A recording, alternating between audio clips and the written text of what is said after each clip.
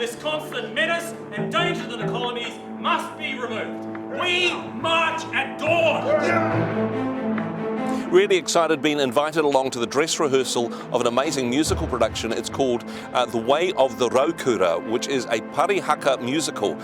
Tells the story of one of the most devastating episodes in New Zealand's history, and it's coming to the big stage in the next couple of weeks. So we've been invited to the dress rehearsal to talk to some of the cast and crew. Very much looking forward to what's happening inside. Come on, let's take a look.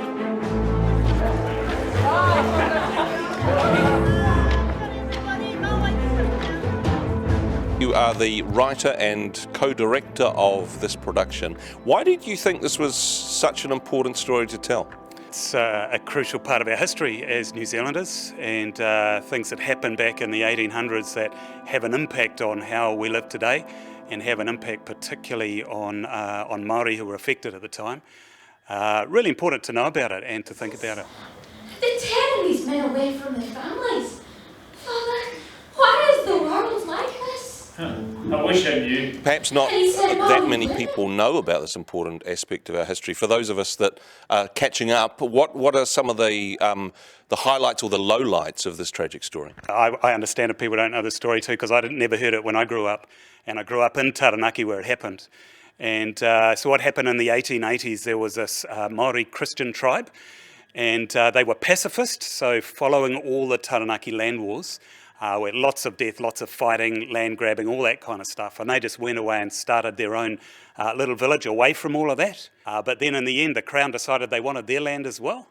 And so they led an invasion of Parihaka. And Sitohu, and the murderer Wiremu Hiroki.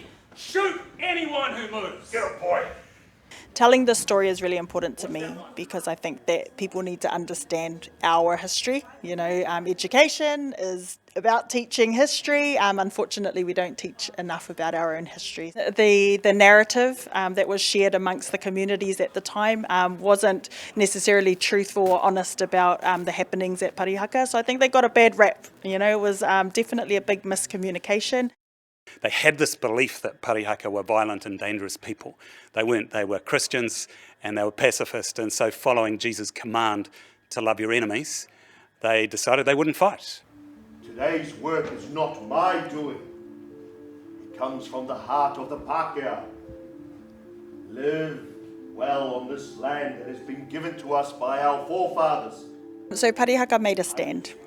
They decided that they were not a violent people, that they wanted to stand in love and in truth, embrace Christianity as their own belief.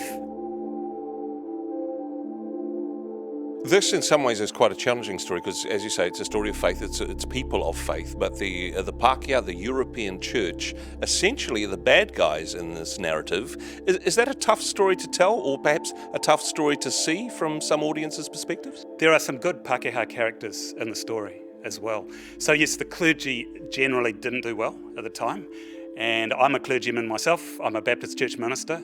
And I feel really, really grieved to think that my predecessors who were Pākehā clergy didn't stand with Māori when land was being taken off them. So when the soldiers came with this massive 1,600 strong army and a cannon to blow them to smithereens, the Māori kids come out and sing to the soldiers. And it's this wonderful moment of grace in the story of our country.